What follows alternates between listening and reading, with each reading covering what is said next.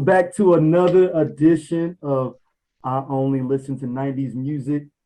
We are back after the last episode. We told y'all, well, Stacy told y'all we was doing Janet Jackson review on the last episode. So we come back with this review of the Janet Jackson document episode. We got a special guest with us, St. Louis's own, one of the homies from the crib out there in LA doing her thing. She was on Hot 104 here, right? I was. Hot 104.1, went out to LA doing your thing. What are you doing now in LA? Just doing some freelance producing, but really trying to focus on the podcast and make the podcast jump off. Yeah, and the podcast Just Another Girl on the M.I.C. So if y'all so you gotta throw in there Just Another Black Girl. Oh, I'm sorry, Just Another Black Girl on the mic. Black girl. But see, because the thing is, though, I thought, are the spinoff another girl, Just Another Girl from the IRT? Yes, indeed. There you go. That is where I got it from. Yes. I used to love that movie back in the day. That's where I got it from. That is a good movie. That is one of those movies, and you can't find it streaming nowhere. No, I have it on DVD though, but you cannot. It's not anywhere you can stream. Yep. Yeah. And Who's the Man? For some reason, you can't. I just got that off Amazon. Like when the pandemic first started, I got the Who's the Man DVD. Yeah, but you can't stream it. Nope, you can't stream it. Me and Javon have a race now to find out who can find the stream online first. So me and Javon. Which one? For which one? For Who's the Man? I don't think it's gonna ever come on streaming. I really don't. Really? Oh man. I'm still waiting for Strictly Business. That's another one. Is that not on streaming? I didn't even think about that. I can't find it. There's a section of black movies. I wonder if white people have this issue with their films where they just don't have some of their classic films where they just can't watch. You can find Citizen Kane, right? Like, you can easily. You can we should better find Just Another Girl on the IRT. Like it should be the same principles. There may be some B-movie white movies that are out there or something, because I don't even want to say cult classics because those always end up doing better and being available to people somewhere. But I'm sure there are a couple of white movies, not a ton, just some out there that you just can't find anywhere. Yeah. All right, let's jump into it. Janet Jackson. All right. Let's everybody get their initial thoughts and then we'll dive into the whole thing. Janee, you are our guest. What do you think about the overall documentary? I didn't love it and I didn't hate it. I didn't really learn anything new from it. I pretty much knew everything that was discussed, besides the part where she mentioned that there was a rift between her and Michael doing the filming of Scream, I love their collaboration with them. So I didn't know that, but pretty much everything else I knew. So it was kind of like, I almost struggled to get through the first half, honestly. Like I cut it off and started it back up. But it got better to me the third episode, I guess. So I didn't love it, but I didn't hate it. All right, Scott. Yeah, same here. Like the thing new to me was her and Mike's relationship was different. Kind of when she started singing, she was saying how her and Mike was different, and then she addressed the baby rumor. Kind of with the ball. I was just going to say, but did she? Did she really? But other than that, I give it like a 3 out of 5. All right, Stacey. So, as y'all know, I never watch stuff when I'm supposed to watch it. I watch it immediately before we film. So it's always fresh in my mind. And I literally called my best friend and I was like, I just finished watching and I didn't dislike it, but I wanted more. And his response was, well, what more did you want? And I'm like, I don't know the answer to that question. Like, I don't know what else I wanted. But in comparison, when you have a documentary that the artist is actually involved in, so when I think about the Tina Turner one, and there was so much more we learned about Tina in that documentary versus with Janet, I don't feel like I learned that much more than what we already knew. I think she kind of told us what she wanted us to know.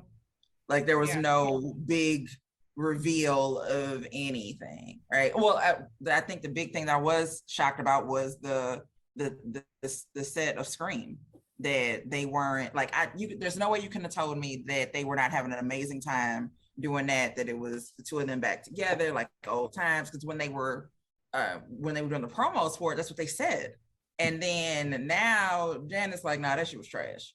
Right. And it's like, damn, really? Oh man, that kind of makes me sad a little bit. Yeah, that was one for me. Mine was mainly what she didn't talk about. Like, she didn't talk about the situation with Q-Tip, no Bobby Brown, like people that are prominent people that were kind of around her, and even production-wise, like nobody was talking about that Demita Joe album. It wasn't because of the Super Bowl, it's because Jermaine Dupri produced it, most of that album. And the singles that were the dopest songs on her were the Jimmy Jam songs, because she was trying to move away from the Jimmy Jam sound, saying it was getting old. And one of them, and I had seen interviews with Jimmy Jam and Terry and them, and they gave more about Janet musically, I felt, than that did about her music process. From interviews with them, talking about them making Control, the Control album, and making the Janet album, etc. Like, she didn't like That's the Way the Love Goes. She hated that song at first. They had to convince her to do it. They had to convince her. That is my favorite Janet song. They had to convince her to do that. I'm not gonna say I'm not a fan of the song. It's not my favorite song. Like, when it came out, it was like, oh, okay, but it wasn't. I'm never gonna just decide to play it. If it's playing, I'll listen to it, but I'm not gonna specifically go to find it. But again, not that bad. But the other thing I learned, what Coca-Cola pulled the plug on the deal. Yeah. After the Michael allegations, yeah, but I didn't like the questioning of the interviewer with that, because a part of me, if I was Mike and I was still alive, I was like, well, yo, you wouldn't have been blown up, period, if it weren't for me. So okay, you lost out on this Coke deal, but you made all this other stuff because of being around me and Pops and stuff. So okay, but no, I still don't think that was fair. Like, she didn't have, and they pretty much dropped her just because of who she was, the last name, and his problems over here. I don't think the Coca-Cola, I don't think that was fair.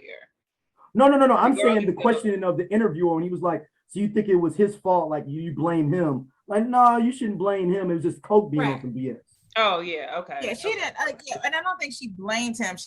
But she also understood that the name, with great power comes great responsibility, and with you having that name, guilty by association. I think that's it. So let's I want to bring up real quick David Bowie. So, because I saw it on Facebook first, and then seeing it and hearing them talk about this party when they were kids, and David Bowie comes into a room and asked Randy and Mike if they wanted to get some drugs, and they were like, nah, and laughing, right? But people like blew it out of proportion, like, oh my God, like, and that is so disrespectful to Iman to be saying this about David Bowie. Look, first off, Jimmy Stardust, I'm sure, was out there trying to give drugs to whoever wanted to get some with them. But like but Randy it wasn't a dig at him. It just was, there were so many people and celebrities and adults that were at our parties and at our house. And in one instance, David Bowie came in, asked, do we want some drugs? We was like, nah, that's it. He didn't go into a deep thing about, David Bowie tried to make it, like, it wasn't any of that. But there's that sensationalism. David Bowie was trying to share. He was trying to share. He was like, man, I'm going to do it in this room. I mean, that'd be wrong for me not to ask if you want. That's what I'm saying. Like, y'all want some?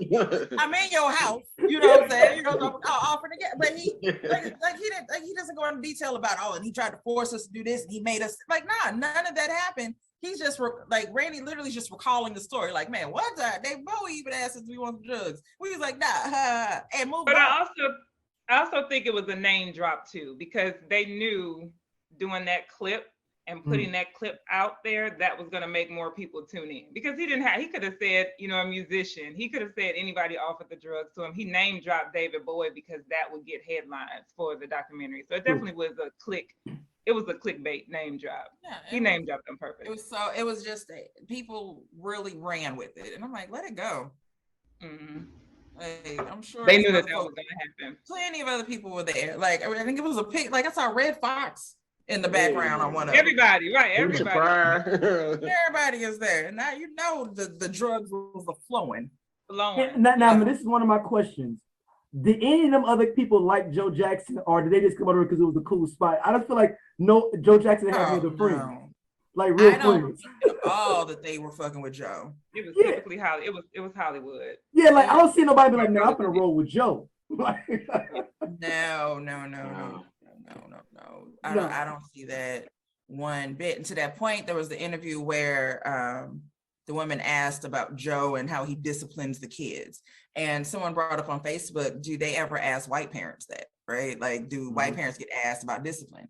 And so Joe is up there lying about how he takes away Mike's allowance and makes Randy take out all the trash. And it's like, sir,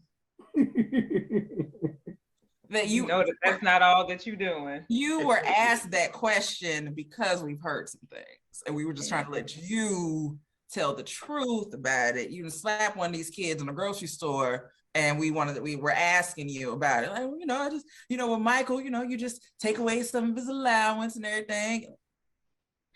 Mike paying you out, like, so don't chill out, like with the lies around here. So we start out with going to Gary, Indiana, with Janet. Now, Janet is false flagging about Gary, right? Like at some point we have to like say she's from LA, like she's not from Gary. Like the whole thing. Was born there. Yeah, she was like 1 or 2 years old. Her brothers blew up when she was like 2 years old. Yeah, So, Janet. like, are you from Gary? Like, Janet was born in Gary. She was raised in California, in Encino. The rest of them, now Reby and all them. Oh no, Reeby's from Gary. She still live there. Right.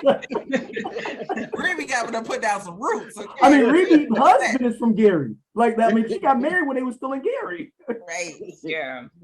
She is Gary all up and through there. Now, But one of the questions I had for the beginning here, all the people were outside when she came out the house.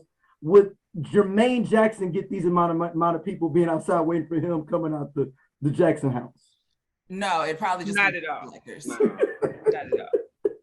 There'd be a lot of bill collectors outside the house. And also, Randy hanging with Janet means that Janet, in my eyes, don't fuck with Jermaine either.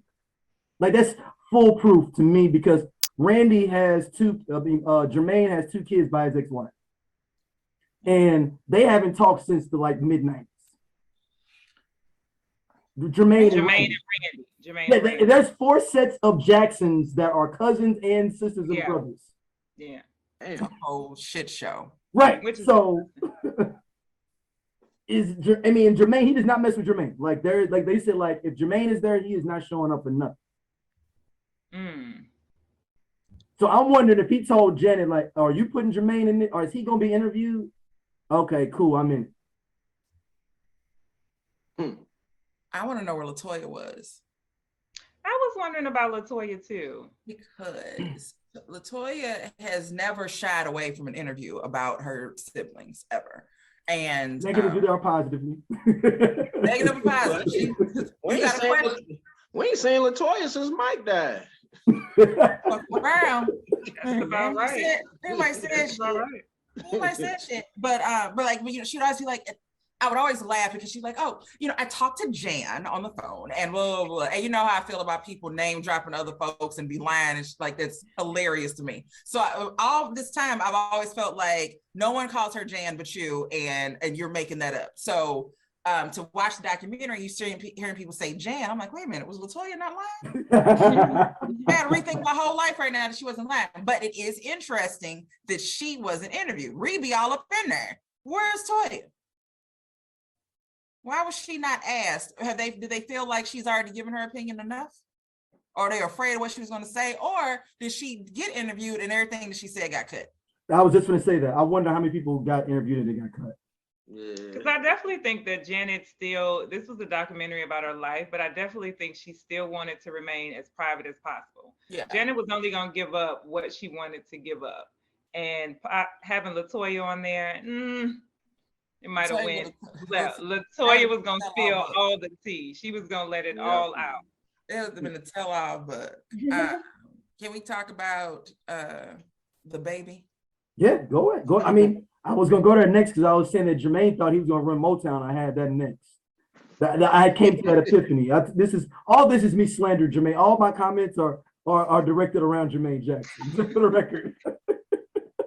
Why you beefing with Jermaine? Rhythm Nation album. Well, Jermaine. No. Wait till we get there. Why are you beefing with Jermaine? What is He's the worst person ever. What I mean, ever. Worst Jackson. Ever. Yo, you had 2 kids. You took your brother's wife, had 2 kids with her. Like, we starting out already, like, you and Bobby Womack are like right here and here. Jermaine's the worst Jackson and Tito is the best.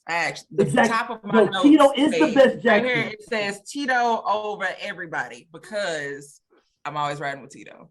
Tito is the best Jackson. I've always said that. Tito's the best Jackson. Wouldn't have been no fucking Jackson 5. It would have been Tito. He brought us 3 T. That's what I'm saying. And look, he got low key with it. He got low key. And he was like, I'm gonna raise these boys. And he ain't even do them like Joe. He was like, if y'all want to sing, y'all can. He was like, y'all want to. I don't care if you sing that. Don't make no difference. This kid's so good that his kids have custody of one of his Michael Jackson kids. Right. That's how good he raised his kids. Listen, Tito is the shit. I don't have enough Tito Jackson merchandise in my house, and I'm going as Tito the next time I come out for Halloween. I already got that idea together. I'm going as Draft Day Dion. But no, go to the baby. Let's talk about the baby. This alleged baby, this alleged rumor, and it's funny when she was showing the picture. She's like, people think that my niece so and so is my daughter, and blah blah. And all the Jacksons look alike. Yep. Period. That's just how strong the genes are. Everybody looks the same. Even with surgery, everybody looks the same. They all get the same eyes. So the idea that one of her nieces and nephews looks like her or whatever isn't abnormal. It's typical in families, period. But I love how she doesn't actually answer the question. Like, there is no. She never says no. It's right.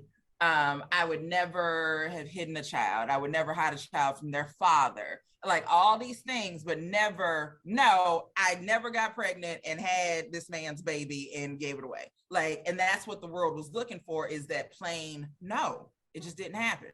And she never said it. Yeah. No, it's always like their roundabout answer. So the rumors aren't questioned at this point. Like we still don't know. And let's keep it real. James DeBarge was so strung out. You could have gave him $50 in a bucket of chicken and he would have shut up and signed a disclosure. So here's the first something I saw the other day that somebody sent me. And so it's a girl who is James DeBarge's daughter is like, no, Janet is my mother. Bunny DeBarge is like, I remember Janet being pregnant. No, you don't. You don't know what you saw. They were all high. All the DeBarges are unreliable sources. Unreliable. You are so true. And Janet, what right. Say that she has an attraction to men who I guess struggle with drug addiction. But then with Jermaine Dupri, she's like, Jermaine was a good guy. He wasn't addicted to anything. That's the bar. Like, that's the bar that's been set. That's how did Jermaine pull Janet Jackson? He wasn't on drugs. And you know what's so funny is this lends the credit to Bobby messing with her too. Like on the low, like on that, with her saying that, you like, yep. She did kick it with Bobby. Like that's immediately what I thought. That's the bar. That's how real it is out here. Yeah, like, man, this is what the women are dealing with. Just don't be on drugs, and you possibly kill somebody. That's it. That's where we are. That's just don't be on drugs. You can get her. Period. But so with the baby, do y'all think that, I mean, honestly, is it a 50-50 hand toss, hand coin thing if this baby thing is true? I don't think it's true, but I feel like there's more to this story.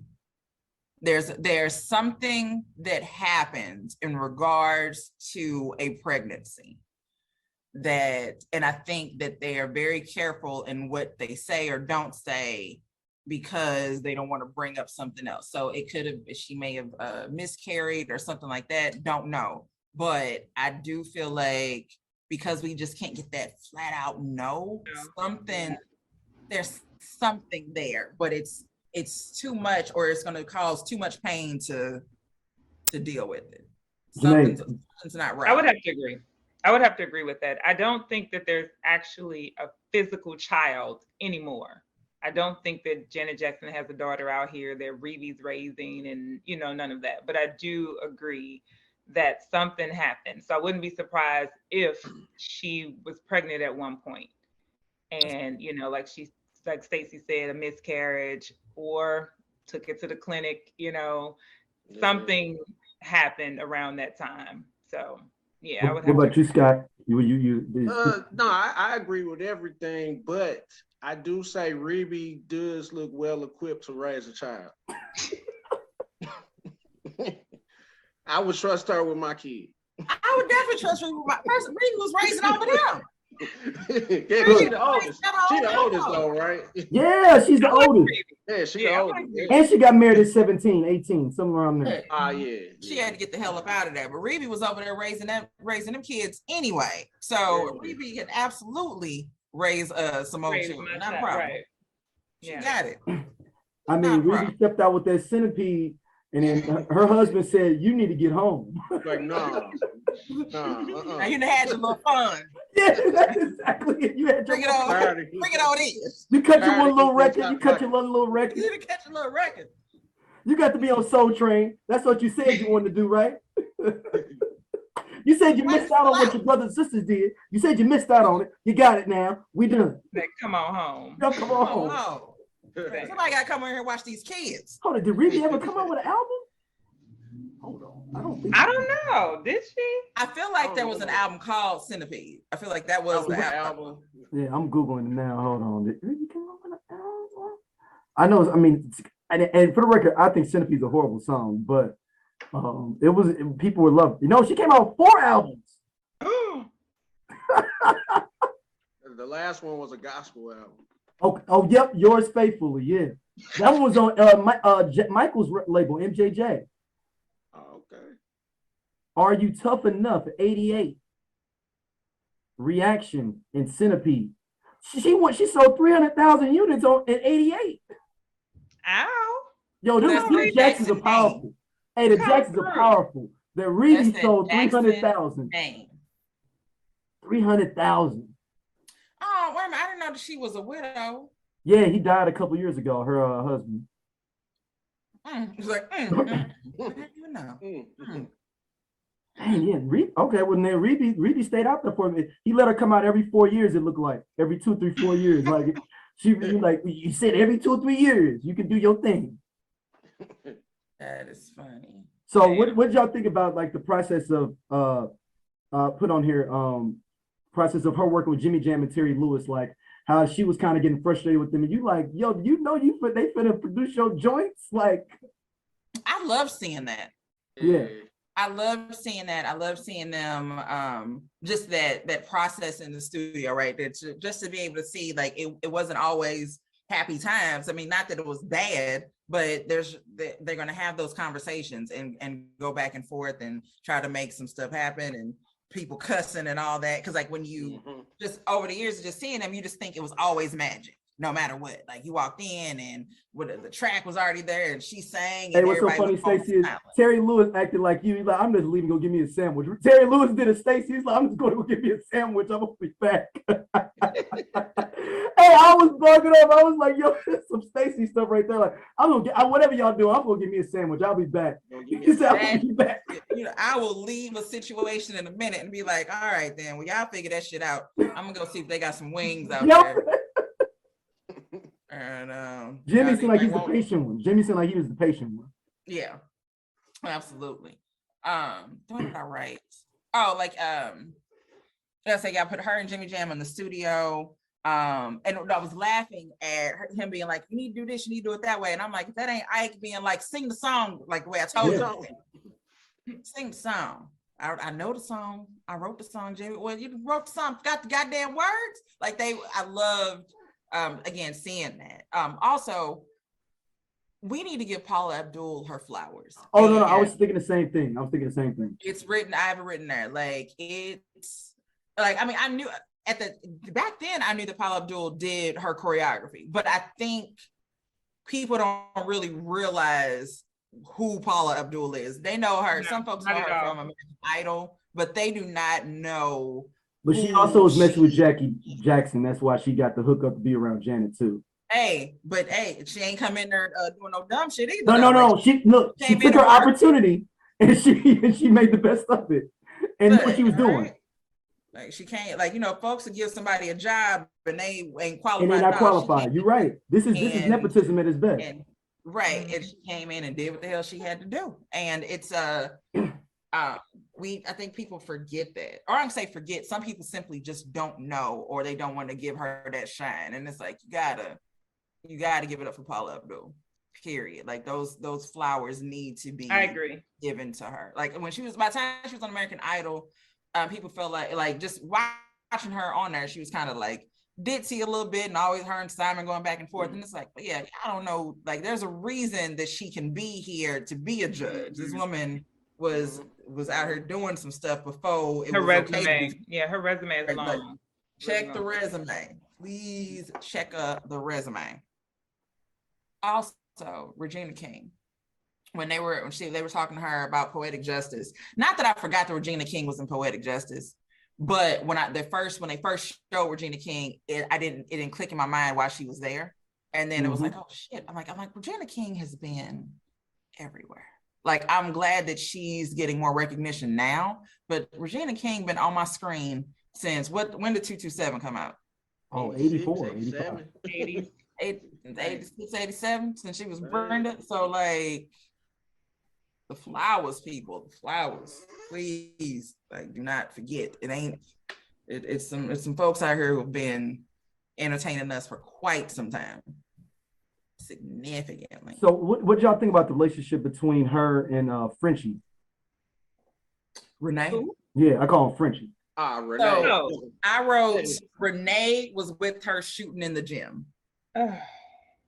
So we talk, like, you know, there's always that people get divorced, whatever, right? And you know who gets what, and the wife wasn't there making them baskets, and she wasn't doing them practice and everything. Renee was in there shooting in the gym. Like, I don't know what he got in the divorce settlements, but if he did get some money, okay. Like, but also it shows why she couldn't be with Jermaine Dupri either, because she was used to somebody being at her beck and call like a guy would. When a guy's with a woman and then she's always there helping him out and taking care of things. Renee was doing that for Janet. So when she got with somebody that was hustling at the same level, she didn't know what to do. I feel like, even though she's like, I ain't see for 3 or 4 weeks, but like a lot of celebrity couples are like that. I'm assuming if y'all hustling. Yeah. Is that uncommon? Like if y'all, what did you ask? I didn't hear you. No, I said, is that uncommon? I mean, I'm just saying, like, when she like, I wouldn't see Jermaine for like 3 or 4 weeks. And I'm like, I would assume a lot of celebrity couples, if you doing a movie, I'm producing an album, we may talk every night, but I may not see you for 3 or 4 weeks. You know what I'm saying? If y'all schedules are like that, I think she was used to Renee being with her at all times. See, I'm always on the fence. I don't really like mixing personal with business. So I agree didn't with really that like too. the fact that I didn't really like the fact that Renee was so intertwined in her business. Yep.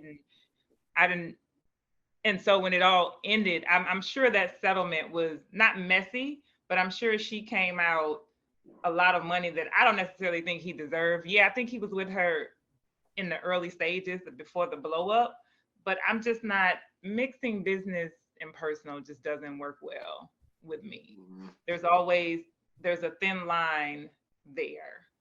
And I feel like it's crossed, or people don't know when to step over it and when not to step over it. So I don't know if I really like their relationship. I don't know if I like the business part of it. Why was he in the Coca-Cola meeting? Like, I feel like he was speaking for her. Yeah, he was like speaking for her in certain. So that's another issue with me. With women, I feel Black women, I feel in this business, they tend to let their partners take over when they don't really have the experience to take over. And so I kind of saw that with that particular relationship. Wait a minute. I'm glad you said, where did I write that out? There was something that she said, and it made me start thinking about Black women protecting Black men. What did I write? Is it because some women they feel protected, particularly within the industry, Janee, you feel, where like all these people are coming at them and this guy is the one that's like protecting, keeping people off of them, so therefore they let them have more access? I think that's a little bit Right. of it. I think that's a little bit of it too, but I also think it's an ego stroke. I think some women, Black women in particular, who are so successful, and when they get with a man that's under them, not as successful or, as them, not as financially equipped as them, I think it's more of a stroke of the ego. Like, okay, let me bring you in. Let me bring you into my life and let me help you come up. Let me put you on. So yeah, let me put you on. So and I don't really like that because it doesn't always end well. But I feel like they do it because they don't want their partner to feel less than. So they want to Right. include them. They want to You bring them don't, in. you don't want to emasculate them. Exactly.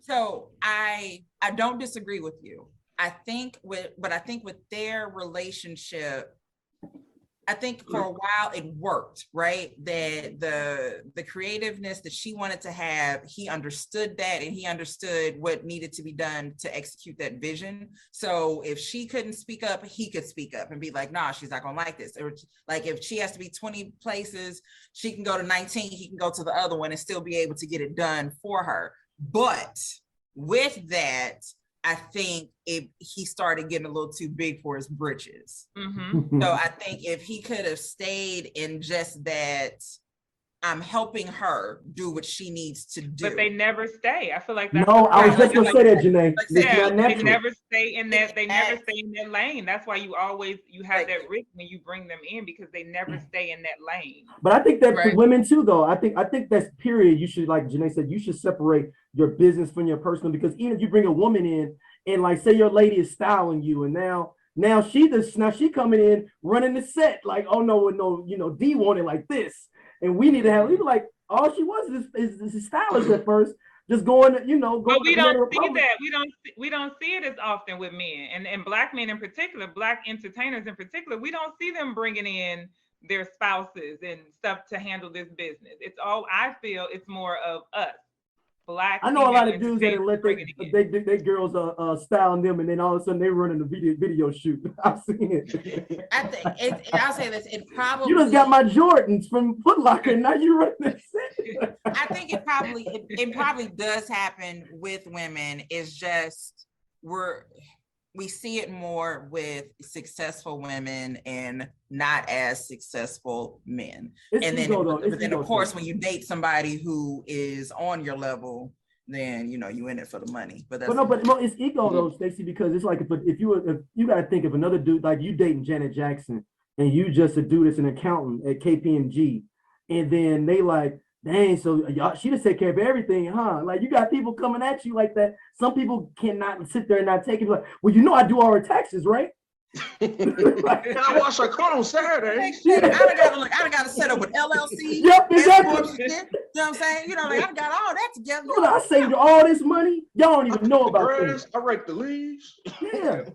So that's what it is, and you can see him getting it. They like, why was he directing the music video again?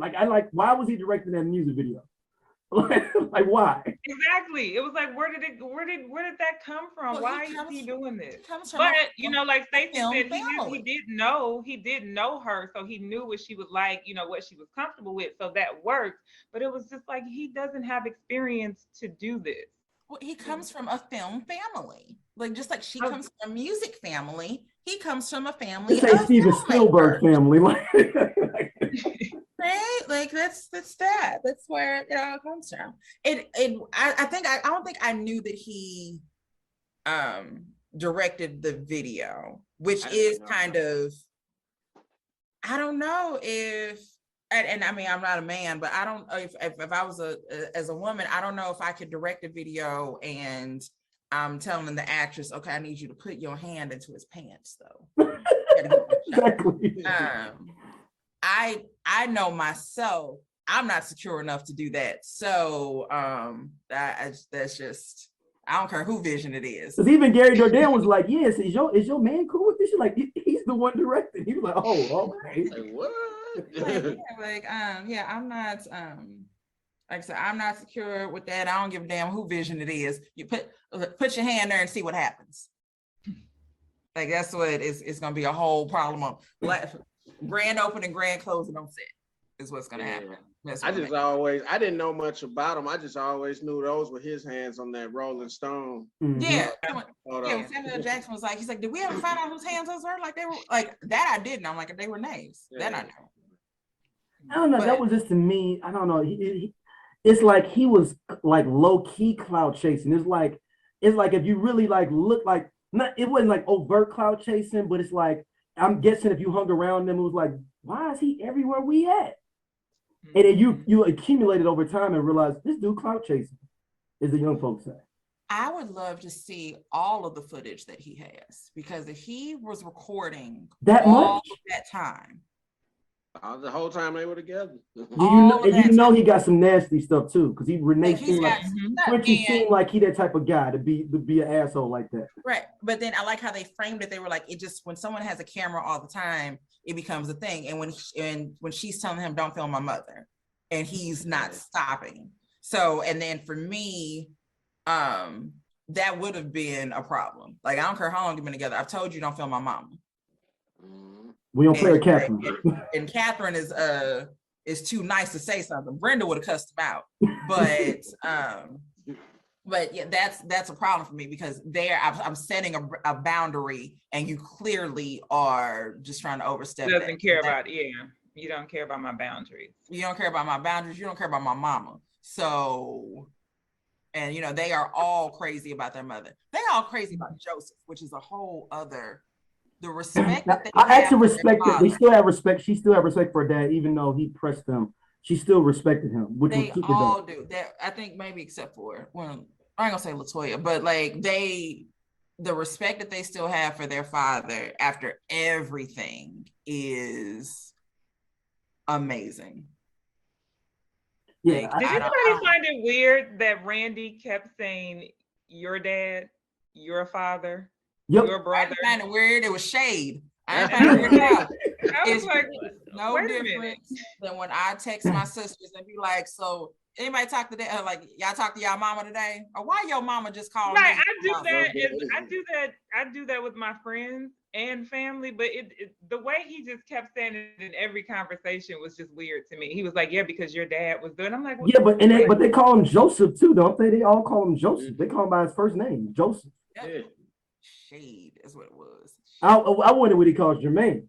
Nigga. Yeah, exactly. That greasy nigga. This nigga they got the audacity to think he Islamic now. Like, is Jermaine still with the wife? Is Jermaine still with his wife? No, come on, man. Jermaine's been married like 5 times. I don't follow up with Jermaine. Oh, I stay on his ass. If I want to know when he died, I'll know first. I got them Google alerts on for Jermaine Jackson and death. I don't think I've seen Jermaine since Michael died. I don't keep up with Jermaine. No, Jermaine be out there. The cut is Jackie. Jackie be in the cut. Jackie just had kids. Or Marlon. Where's Marlon? Well, Marlon is the real gangster of all of them. He owns like a hell of a lot of real estate in like Ghana. Like he's a big time low-key like real estate investor in LA and in Ghana. Like he's got like he was getting stuff in Ghana in the 90s before it became cool for black folks to be buying property in Africa. He was on it. Okay. Yeah. And then Jackie just has 10 twins that are like 3. Keep in mind, Jackie's got to be a good 68. I was gonna say Jackie is Reby and Jackie are like a year apart. Jackie the oldest boy. Jackie the oldest boy. Yeah. Reby's in her 70s. So Jackie, he about 68, 69. Yeah. You gotta think. Wow. Mike would have been 60. Actually, no. Hey man. Because Jermaine is 67. That means Jackie's like 74.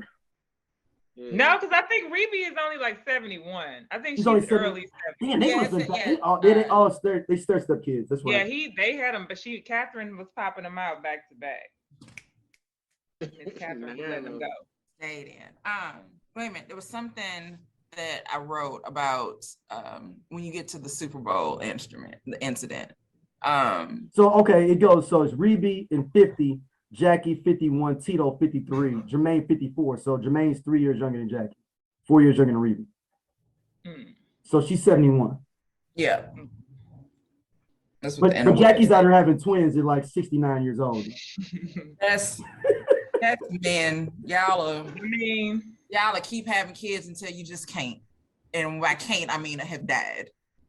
Like that's it. Oh, okay. My bad. It was 2012. He got married again in 2012 and had twins. and how old is the wife? Oh, I remember she's younger than us. I'll tell you that. I remember I'm that. sure she is. I'm sure she is. Like 28. Look, ain't no 50, 60-year-old woman willingly having twins. So Okay. not willingly, not at all. Something went terribly wrong in that equation. To point out something Janee mentioned earlier about Black women protecting men. When they get to the Super Bowl and Janet was like, yeah, Justin called me and I told him She's 38. to be quiet. She's like, I told him to be quiet and don't say anything. And I'm like, why? And I'm like, I was so disappointed in that. Extremely disappointed in that because one, we've been mad at Justin for quite some time, still am. But two, why the hell did you tell him to be? Why did he have to be? She's like, well, I knew that they were going to come after him, and I told him to just be quiet. Why are you protecting him? She's like, they're just going to come after me, and you're and blah, blah, blah. Like, why are you protecting him? But even if she told him to be quiet, that was like the day after, right? And she said he called her the day after. Okay, so once it went on and they started slandering her and blackballing, if that was my friend, even though they told me to be quiet, I'm stepping out front. Like, hey, I'm coming to defend my friend. I don't care what, because at that point, I'm sure Janet didn't think it was going to be as bad as it was the next day when she talked to him. So we got a month later, she can't get on no TV shows, being dropped and everything, and you still don't say anything. And then further down the line, when you're getting ready to come out with a new album, you're on the radio joking about the incident and pretty much just throwing shade at her left and right. No. I can't. I'm not forgiving it. I'm still mad. I still don't support Justin. I don't care what Janet says.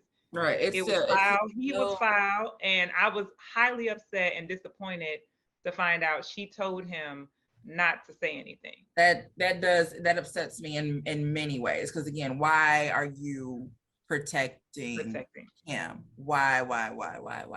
And again, no one knew it was going to blow up the way that it did. When it happened. I didn't see the nipple. I didn't see it. Brandon saw it. Like my best friend saw it. He was like, I think I just saw her titty. And I'm like, you did not see no damn titty on CBS. And again, this is 2004. So internet is a little shaky, but come to find out there was a titty on CBS. And the whole world turned against her, which was fucking insane. The entire world, right? It's like totally freaking insane. But like to your point, you defend your friend. You say something, right? You're not going to sit here and just keep saying this shit about her. Or the fact when now you're at the Grammys and she's disinvited. You can't, right? You should have stood 10 toes down with her. Like if she can't come, I'm not coming. Nigga, that's simple as that. Like, like she can't come, I'm not coming either. Sorry, I can't support this, and both of us can't come, neither one of us is going there. Whatever, like easy. Even if you didn't want to make a statement of saying why you ain't want to come, I mean, you still should have, but just don't go. Whatever. But you don't. There's that doesn't make me feel any better about the situation, knowing now that she told him that. Like, well, he was quiet because she told him to. I don't give a fuck. And I feel like Randy may have felt some type of way when she told him that she told Justin to be quiet. He just kind of looked like, is that what happened? Like, Randy's like, did you? I feel like the family felt some type of way about that. A whole thing. Titties all over the 43-year-old titty on CBS.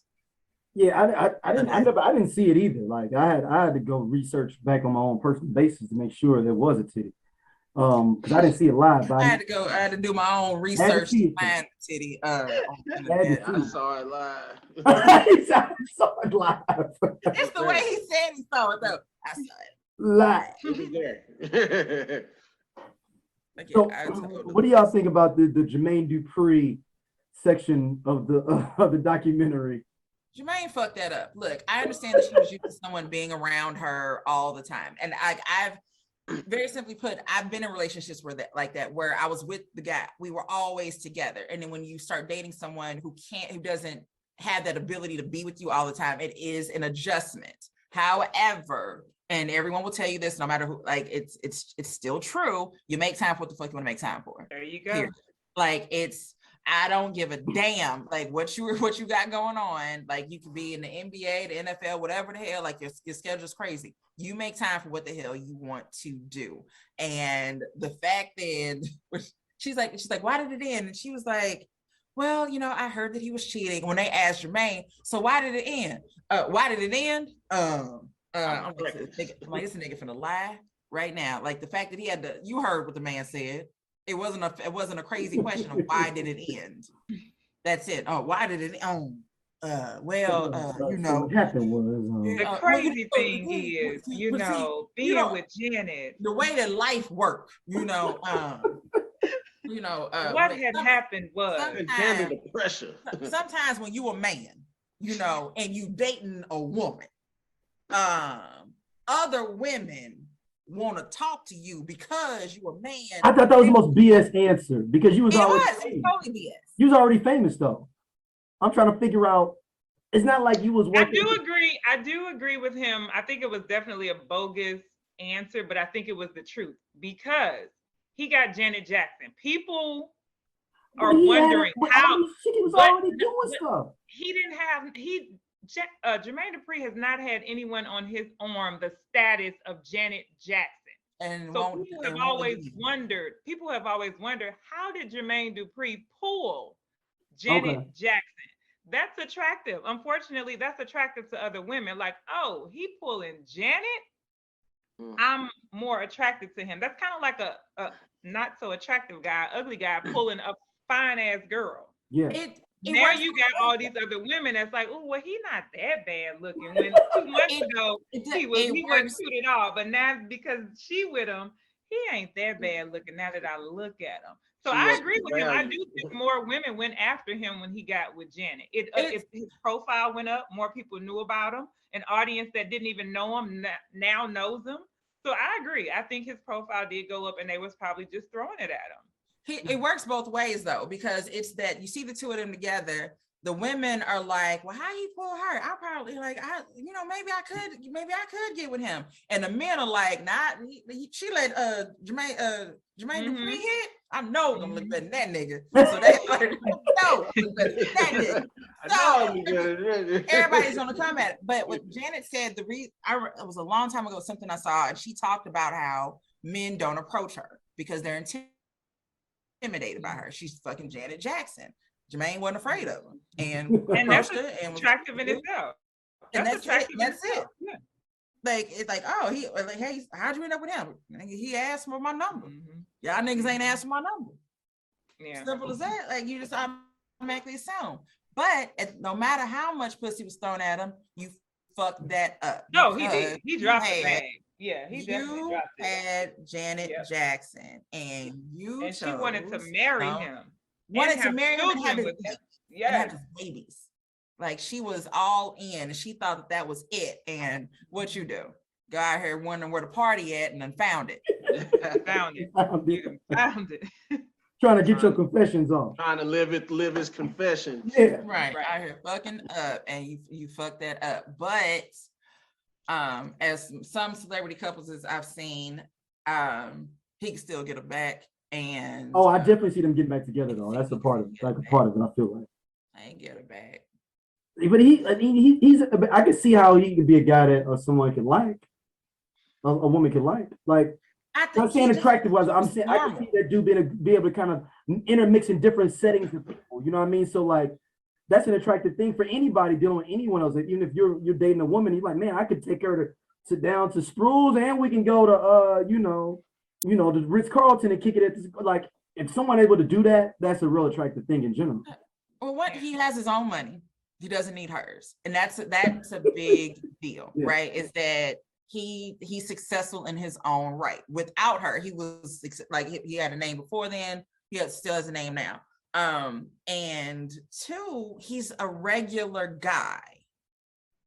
He's not like, there's just this difference. There are some men when they get to, and some women too, but when you get to a certain level, they start acting a little different, and they're just very, coup de grace, too much shit, right? Like, I know that's not the right term, but it works for what I'm trying to say. Like, they just become too much. And I think he was just normal enough for her. Like, just, we can just chill and be okay. Yeah. And we don't have to be on, and we don't have to be this celebrity couple. We can just be together and be fine. And I think was a big selling point probably for him. Mm. So what do y'all do y'all think it was something that she really did not talk about the relationship with her husband, I guess that's now? Did they bring it up? She skipped all over that. Yeah, like they just mentioned the baby. I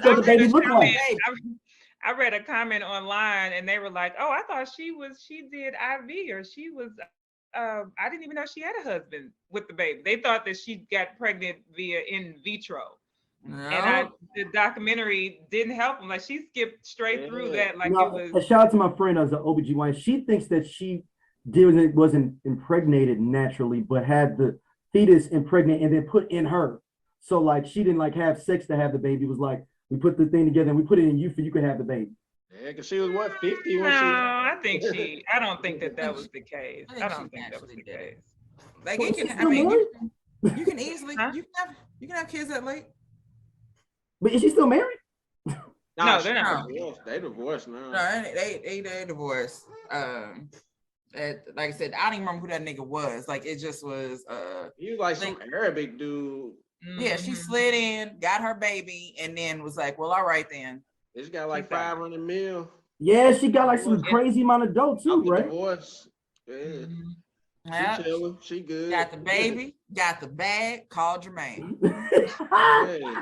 And not Let's a go to brother. Magic City and get some wings. Okay. I got a sitter tonight. Right. Hold on. So you saying that she heard Jermaine set this up? Like, you know what? We breaking up. She wanted a baby, all right? She wanted a baby and wasn't getting no younger, getting older by the minute. Go and get this baby, secure the bag. Jermaine, what's good? You want to come spend it with me? I recouped my money I lost since the Super Bowl. I recouped. Got my money back. Got my money up. Like, they didn't show the baby at all. Like, every time they were showing it was like a hot. Like, They just show. But I don't think I don't think she's ever shown him though. Like, when you see her post for his birthday, it's like the back of his head, or it's still the same. So we don't have a picture of her son, period, then. Like, I think there was one floating about when he was like 6 months old that she posted, but she hasn't posted anything since then. So I'm not surprised we didn't see him in the documentary. I kind of thought that we'd see like a glimpse or just a background blurry shot or something. All you saw was her with a bottle and a diaper bag. Her baby, the new blanket. That's it. I mean, but they have to protect their relationships. Like, they have to. When I found out why Michael made his children come out with masks on, I understood it. I think Paris or someone spoke about it after he passed, and she said that they were able to live a normal life because the world didn't know what they looked like. So they were able to go to birthday parties and things like that because no one knew what they looked like, because every time they were out with him, he made them wear the coverings on their face. So I'm like, I get it. Because at first I was like, nobody knows what parents look like. Jackson? Like, nobody knows what Paris Jackson looks like in general. Like, you got to look it up. It's not like if you saw her walking in Walmart, you wouldn't be like, I know what she looks like. Well, I know what she looks like now because she's all over the place. Yeah, especially after he had passed away. But before then, I'm like, oh, I get it. That makes sense. I thought it was weird, but it makes sense. So they were able actually to have a childhood and not be bombarded and attacked. So he did. I guess that was the right thing to do. You gotta protect the babies. Yeah. It wouldn't have mattered what the kids were doing, just because they were his kids. Mm-hmm. Like, they could have been doing the most normal thing, and Jackson allows daughter to play with Barbie doll outside. Scandal. Everything would have been a headline. So I get it. Do you think it's worse now? I mean, I guess was it worse then for them as like Michael Jackson and Janet? Like, I don't know. Do people get swarmed like that anymore? Like, where it's like besides Beyonce, maybe, where it's just like people just running down the street after them, like you saw those with Janet being in Milan. I don't think we have anybody like that. Beyonce would probably be the number one. I don't think we have stars like that anymore. Right. So would it even be a thing of like, like your kids, like for being protective of your kids? Is it because Janet's so old school with it and she just like, I didn't know how it is? I think she still needs to protect them though, because it's still Janet Jackson's child. So, anything, the child, if people know what this child looks like, cameras are gonna be in their face regardless. The child can be out with a cousin at a birthday party and somebody's like, oh, that's Janet's child, and now they're all over the internet and stuff like that. So I definitely think that she needs to continue to protect her child, especially when they're younger. They can't defend themselves. It's like, this is her life, not the child's life. And people will slander a baby. It's nothing. Like, I mean, we've seen it on the internet. A regular ass person posts a picture of their kid and the comment section goes insane. Mm-hmm. So if that can happen to just anyone as a celebrity, like, I mean, look how it was with Blue Ivy. Yeah. I'm like, they prime example on Blue Ivy. That's good true. point. Like, which is why we don't see them new babies too much. Yeah. See them once a year. Nigga. Birthday. One time a year. Once a year, you get a little sneak peek of them new babies, and that's it. You see, they getting bigger. Right. They still here. All right then. What more? I guess we talked about what we didn't see in this. What more did we? I mean, I guess we kind of didn't really know what we wanted to see. I think maybe a little bit more for me, a little bit more of her kind of thoughts about, like when Mike died. It felt like she was kind of still beef with Mike almost. Mm-hmm. Well, you know what I'm saying? Where it was like she was sad because it was a brother, but it wasn't like, damn. It was like, I don't think that they were on the best of terms. That's what I'm wondering. And I think it was more like she hinted, it was people inside his head. Yep, like that's trying what to I'm saying. separate them. I don't necessarily know if they Mike had an saying- actual beef that was going on. I just think that it was people in his head and that was keeping them separated. So when he passed, it's my brother, but she probably hadn't talked to him or seen him in a while. And to that point, I think it's that basically it's that relationship or that friendship that is no longer there as strong as it was, and you'll never be able to fix it now. Mm-hmm. There's no way to go back and fix any part of it. So that hurts in itself. But even when she, in the beginning, when she sees the mural of the Jackson 5 and she gets all teary-eyed about it, or just a couple of times as she mentions Michael, like you can just tell that hurt is there. It's still there, yeah. Like she is hurt that their relationship changed. Like that bothers her. So yeah, for him to pass and them not be able to fix it, I can't imagine what, like you gotta eat that.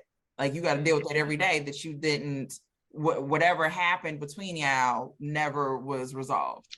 Yeah. And what Jermaine punk ass want to do, still go on tour. Of course. Jermaine, because the Jacksons was getting back together. They had the Jacksons reunion. Remember they had the reality show and all that stuff. And they was like, we still should go on tour though. Mike was like, they was gonna do the Fox. Jermaine, like, let me get that money. Jermaine was trying to get that money. We got to strike now. They having sympathy for the Jacksons. Like, but think about how much money that Scream tour would have been for like that Michael Jackson, Janet Jackson tour. Yeah. Like Michael dropped a lot of bags too. Now don't get it twisted. He made a lot of bread. But that Michael Janet show, but I think at that point Michael was afforded to go. No, exactly. But I would have tried to sneak in or something. Do something. Yeah. What you saying, Janee? What you saying, Janee? You said I just don't. I think at that point Michael just didn't. He didn't care. Michael was like, I got money. Yeah, he made Thriller. Yeah, I think when celebrities get to a certain status, what we think is a lot of money, they don't even care. But it's not even for the money at this point, like a legacy of that, like a tour with Michael Jackson, Janet Jackson. Michael ain't give a fuck about none of that. Listen, exactly. They was doing Can You Feel It? Michael didn't need their asses no damn more. No. He did that as a favor too. He was like, my legacy is set. Michael didn't care about that. None of this shit. He ain't even do them Pepsi Unfortunately, commercials. Yeah. Like Pepsi fucked around and fucked him up forever, and then he didn't even need to be there. Didn't even have to be there at that point. Like once Thriller hit, he was good. Hey, do you think Mike was just jealous because Janet had better albums than he did? That was a question. That was my last question at the end was, does Janet Jackson actually have better music than Michael Jackson overall? I think Janet has better music overall than Mike. She got better albums. Yeah. So I don't know. I think I like more of Michael's songs. Mike only got 2 or 3 albums now that are decent or good. And nobody wants to talk about that. Yeah. Nobody wants to talk about that Blow on the Dance Floor album. You got Off the Wall, you got Thriller, you got Bad. And Dangerous. And Dangerous. You got Dangerous, right? And then after that, it gets a little shaky. Now, Invincible was actually a good album, but at that point, life was a little different. However, and as it was mentioned, that what Janet not outsold, but she had more hits off of her first album than Thriller did. Yes. And the reality is, Off the Wall and Thriller are great albums, but it ain't that many hits on there per se, or like I get some skippables. I got some stuff I can skip on there. Ain't too much skipping on that Control or skipping on that Rhythm Nation. Right, I'm like, what would I skip on Control? Like, I know there's something on Control that I don't listen to, but like, basically, there's more. Well, it's more songs and just more. Like, look, Control. What have you done for me lately? Pleasure Principle. Doesn't know I'm alive. Nasty. You can be mine. When I think of you. Let's wait a while. Funny how time flies. So that's like 12. That's like 12 singles. Yeah, the Control album, beginning to end, slams. It does. I guess for me, I think overall, I like more. You like? I think Michael has the bigger bangers. Michael has the bigger songs, I think. Yeah, Mike has the bigger songs. Write this down. Mike's videos are what sell it. Thriller is not that great of a song. It's really not. The video it is not. Yeah. It is right not. now. Y'all can come for me in the comments all you want. You ain't out here singing Thriller. You ain't putting it pressing play. You ain't out here, requesting to hear it on the TV. Like it. You don't hear it during Halloween. That is the truth. That is the truth. It is the video sells that song. Without the video, Thriller ain't worth a damn. It's plenty other songs I have to give you that. Versus Janet having songs that you don't need the video for. Same thing with, and then as my best friend said, he's like, I never really liked Scream. I said, that's another one of those videos selling. I'm like, the song, the song is about social injustice. I'm tired of your stuff, tired of your thing. Like, so that's fine, but it's the video. We wanted to see the two of them in this video together. Yeah. That's what we cared about. It ain't anybody just walking around listening to Scream. No. It gets no play in my ride. Michael spent a lot of money on videos in general for no reason. Didn't he? That's why I was most expensive at the time. I think he was just blowing money. I think he didn't even care. He was just blowing like, oh, it'll come back. Hey, but think about if you was on that crew though, Scott. Like you was the cameraman on that crew, and you knew Michael was gonna show up anyway, and you was gonna cut that check regardless, and you'd be on your phone like, oh man, I ain't doing nothing. You at work? I mean, I'm here. Yeah, I'm here. We're just waiting on Mike. He ain't came in 4 days. But we still getting paid. Still getting paid. And back then the budget was high. That's what I'm saying. Think about how much the cameraman was getting. Crew, man, we're gonna premiere this after The Simpsons. We're gonna premiere this on Fox after The Simpsons. And people don't realize how much that was just a big deal. Like kids today will never know what it was like to sit there and be watching TV and knowing that a new music video for Michael Jackson was going to debut right while you're watching TV. Mm-hmm. Like you'll never know that. Y'all like you go to the YouTube, like there's no anticipation there of stuff, but it's a whole thing. Right, and then you have to wait forever to see it again. Yep. Like you have to wait. You sitting in front of the TV trying to catch it again. That is Bruh. crazy. You know how many videos I've taped that missed the first couple of seconds because like, oh wait, where's the remote? I can't record Or it. if it's the last video, it's getting cut off because the credits of the show is coming on. So now you got to re-record it.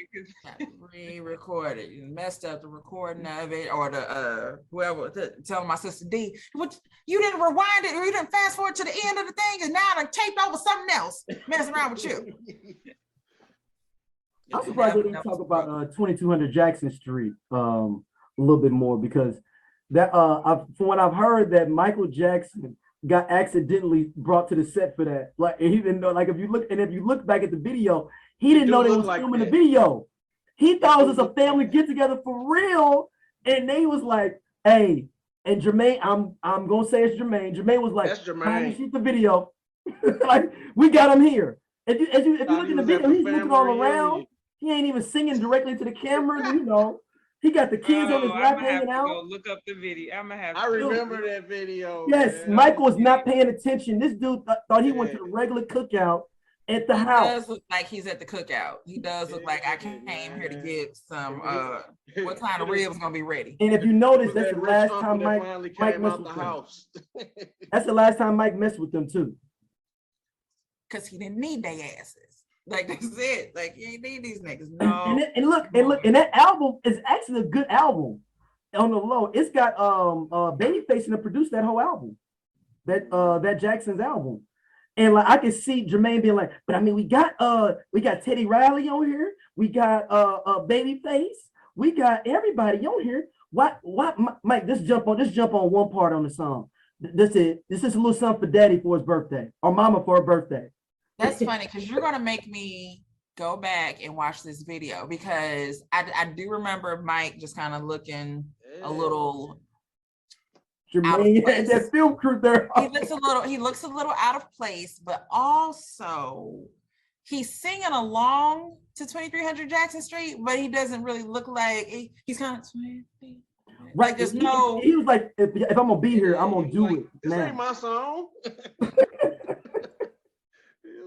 And this is around the same time they did a weird thing. What was like the Jackson 25? Remember that was on ABC, where like it was right when Mike got in trouble, and they did that big like thing where Janet did all right at to start out the show. It was just all Jackson's performing, and like other people like Diana Ross, etc. I think it was supposed to be like Joe Jackson's birthday party or something. I think it's Jackson 25. I don't remember that. It's on YouTube. Yep, it's the Jackson 25th anniversary thing. So it's 25th anniversary of Jackson. Okay. And it's like it coincides with Joe Jackson's birthday. It's like weird. So like the whole show, like they keep saying "Happy Birthday, Daddy." Okay, wait a minute. As I'm watching 2300 Jackson Street, as I'm just scrolling through the video. Okay, the other brothers all got on these vests, and Mike has on this red. Yes, they came with that. Right? No, it's like it's fine. Okay, so maybe Mike didn't want to wear the same that they had, but it's kind of obvious that he's like it really makes it seem like he didn't know that this was what everybody was wearing, or this I didn't know where I was going. Like, I get, like, you know, you can have one person wear something that's a little bit different from the rest of the group, right? But it all's cohesive. No, what Mike has on has nothing to do with what other brothers have on. Mike was dressed to eat. Exactly. Them niggas was dressed to dance. Yeah, it's the Jackson Family Honors. I'm sorry, it's 1994. Jackson Family Honors. That was on ABC? It was on ABC in 94. And it's Joe Jackson's birthday too, or something like that weird. But it was like during that show, that's right when Mike got jammed up too. So like Mike didn't perform. And it was all basically like somewhat like a propaganda piece to like for Mike, him being innocent as well. And I was like, man, y'all Jackson got some reach. How do y'all just get a 2-hour telethon? Yeah, that quick. In 94. Like, man, like power of Michael's name. It was the power of Michael. Yeah, it's so many. I want to hear good stories about some of the music, maybe more. That was one of my things of like how we came up with this song or that song, or like kind of process. Yeah. Yeah. Maybe that, like I said, I agree with Stacey. I wanted more, but I didn't really know I don't know what else I what wanted. I wanted. But yeah, Daryl, I maybe go into the music more, details of how the songs came about. Yeah, like I mean, I they went found into out that, control. like I They found talked out about how they came about. PYT is Quincy Jones's wife had that printed on her panties, and he said we should do a What? song about it. That's where PYT came from. Oh, I did not know that. Yes. So his wife came in the room, I guess, when they finna do their thing, and she got PYT on the panties. And he was like, pretty young thing. And he rolls over, calls Michael, was like, PYT, put a pin in it, write something for it. So that's why you have the slow mid-tempo version. If y'all remember that demo version. Know that. So so Quincy Jones so much. We're gonna find out some bad stuff about him at some point, I feel, because it just feels like it's swarming. Because he goes, that ain't what I was thinking, because it's that slow mid-tempo version he wrote. The one that I was on the lines, the one that's real slow. She's just that one. He was like, nah, that's not what she need to be doing. Call James Ingram, and they came up with that disco version. He's like, oh no, that's what was happening that night. Was that PYT? You know, Janet was singing background on that. Yeah. That's what I'm saying. Like Quincy Jones, please don't have nothing going on with you, because some of them stories around, like some of them songs was like, what was you doing, Quincy? Just, the more you learn about Quincy Jones and conversation, like I said, I'm always talk about this Will Smith book, but him talking about conversations that he had with Quincy Jones. Quincy used to drink is my official answer to most things. Basically, any story at this point you're going to tell me about Quincy Jones, my response is going to be, well, Quincy used to drink. He used to drink, but like I said, Will didn't have any crazy stories, but just some conversations that he would have with Quincy. And Quincy would be like, nah, man, fuck that, blah, blah. And it's like, I think that's just really how he was. They get a couple of sips in him and start talking a little reckless. Quincy.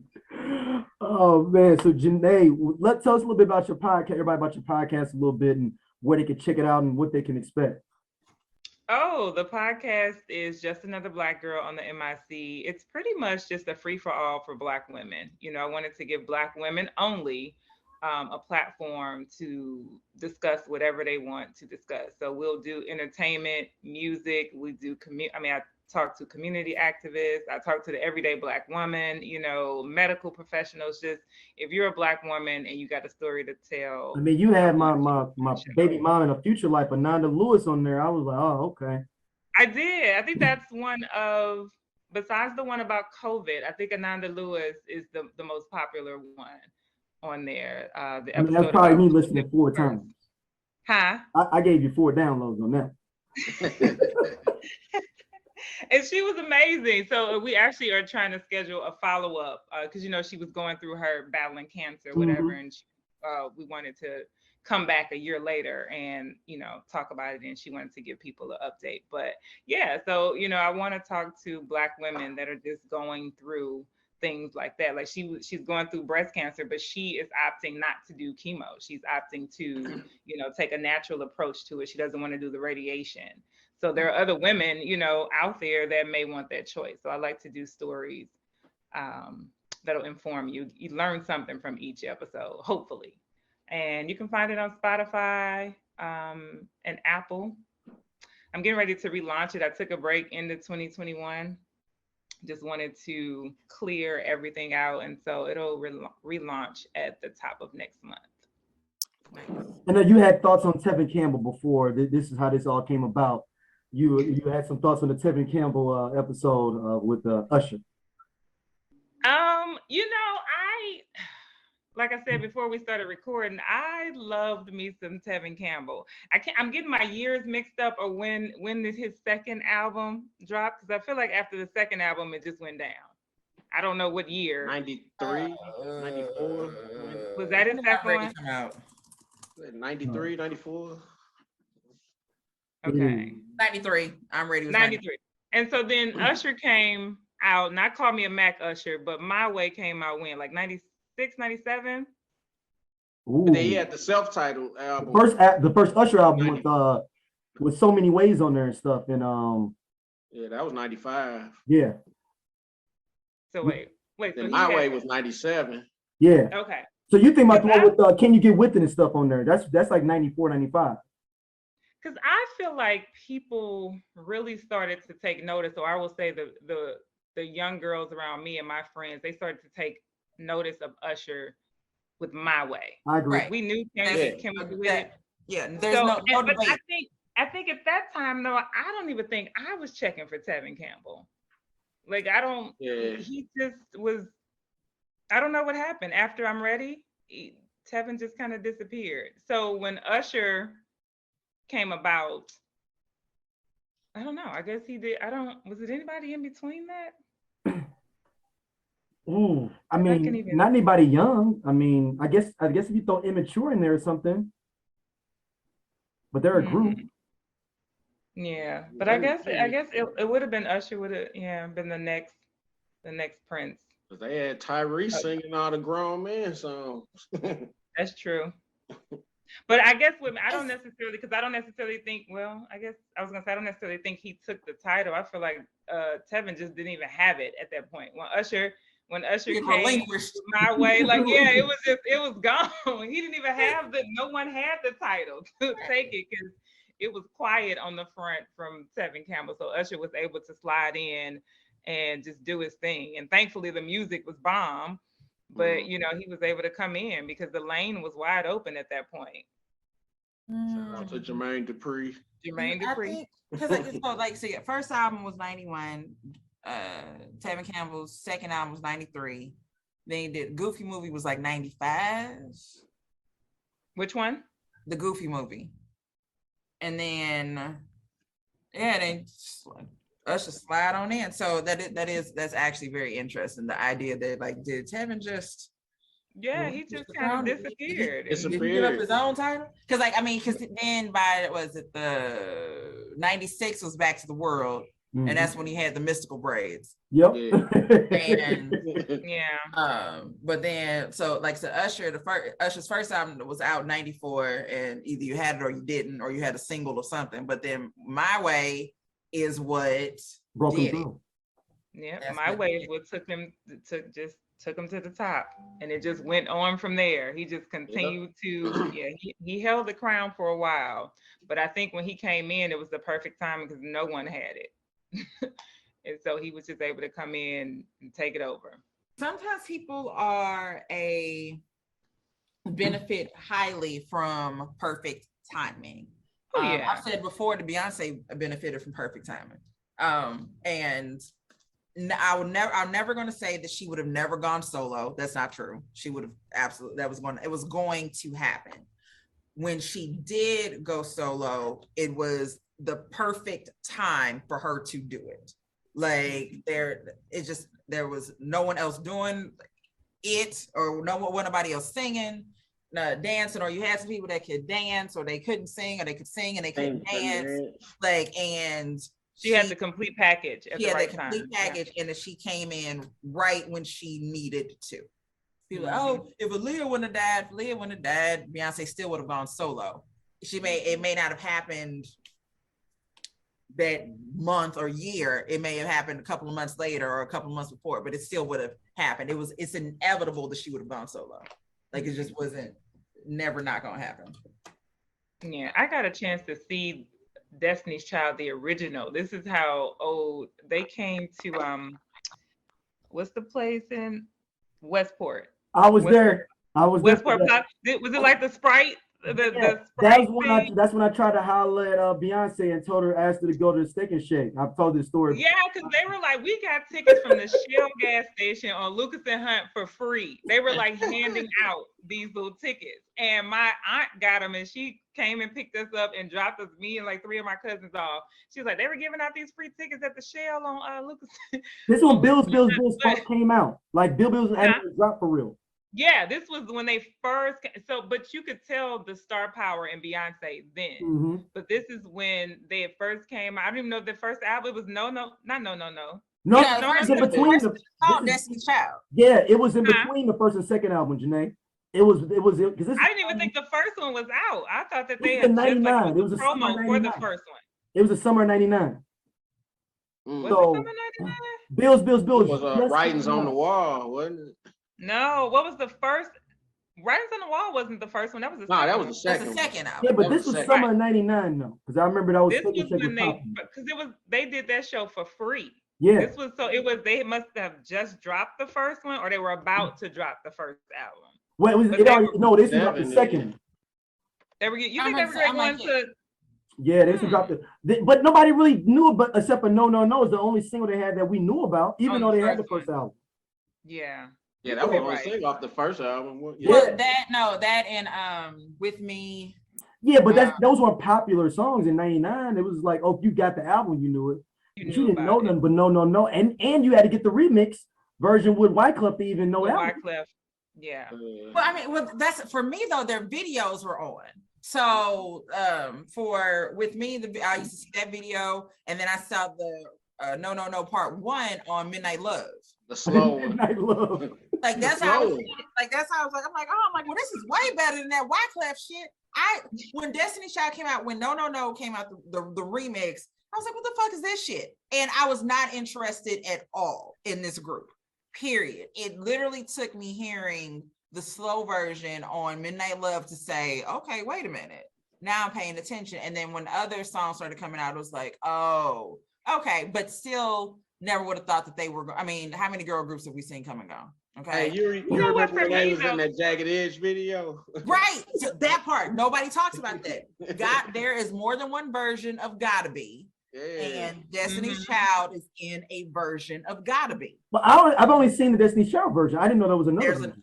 Yeah, it's another one. They got on There's like another some version. red suits or something. Yep, there's a whole other version. Once Destiny got a little popular, then the version with them started showing up.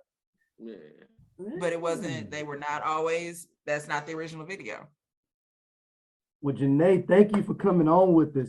Thanks for having me. This is fun. I mean, we always just kick and talk music like this. We just talk about random topics. You know, I love the 90s. Anything 90s R&B, I love it. And for the record, Bills came out June of '99. So I know that was the song that just came out when that concert, because everybody was like, Destiny's Child. And I was like, it's his girl Beyonce though, G. And I remember they were getting out in their van. So if anybody knows how Westport is, that under thing that goes up under used to be Ozzy's right there. Ozzy's. They was parked in their van over there. So I had my video camera trying to be like Frenchie. And I was over there with my boys with the camera. I was like, hey man, put me on camera. I was like, I'm gonna show the world my Mac.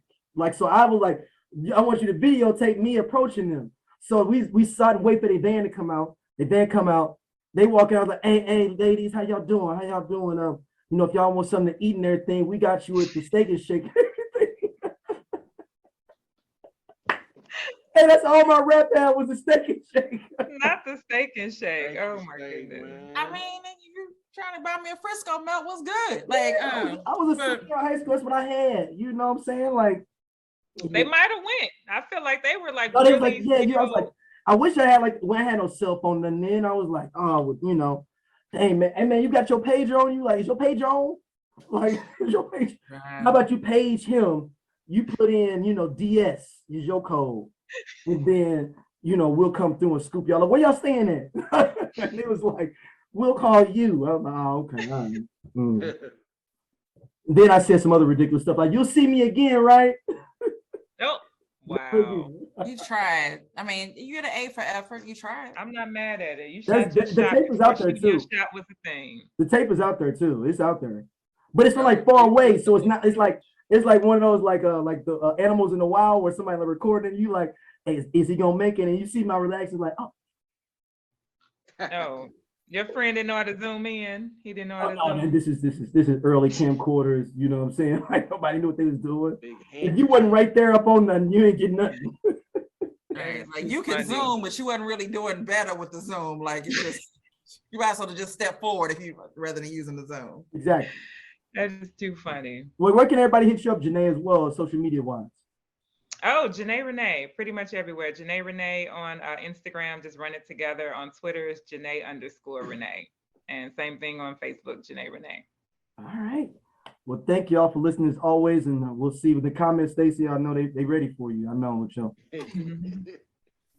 All right, y'all, peace.